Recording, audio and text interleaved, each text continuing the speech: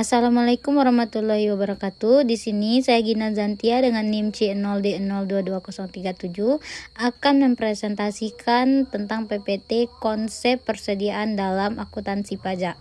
Baiklah teman-teman, kita masuk ke slide pertama, yaitu ada pengertian persediaan.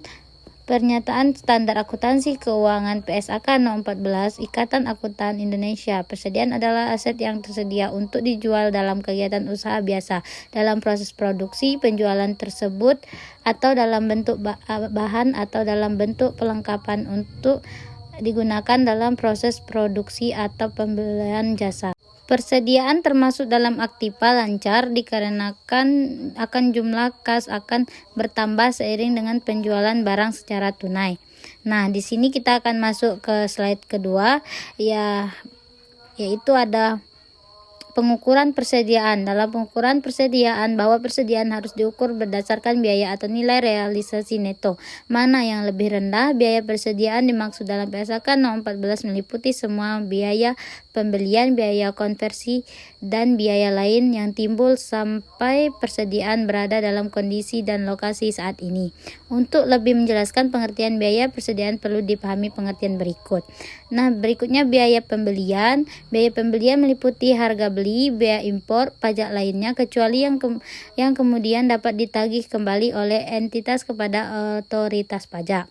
Nah, kedua ada biaya konversi. Biaya konversi persediaan meliputi biaya yang secara langsung terkait dengan unit yang diproduksi, contoh biaya tenaga kerja langsung, termasuk juga alokasi sistematis overhead produksi tetap dan variabel yang timbul dalam pengoperasian bahan menjadi barang jadi. Satu, biaya lainnya. Biaya lainnya hanya dibebankan sebagai biaya persediaan sepanjang timbul agar persediaan berada dalam kondisi dan lokasi saat ini. Nah, berikutnya ada pencatatan persediaan. 1. Sistem virtual. 2. Ada sistem periodik. Sistem virtual ini persediaan biasanya dapat diketahui secara terus-menerus tanpa melakukan investasi stock of name.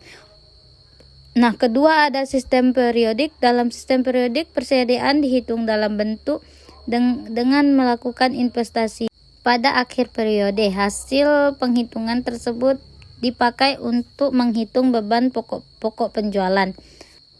Baiklah, di slide berikutnya ada penilaian persediaan dalam kegiatan perusahaan, terutama pada perusahaan dagang atau industri terdapat pergerakan atau arus masuk atau keluar barang, baik itu barang dagang atau bahan baku.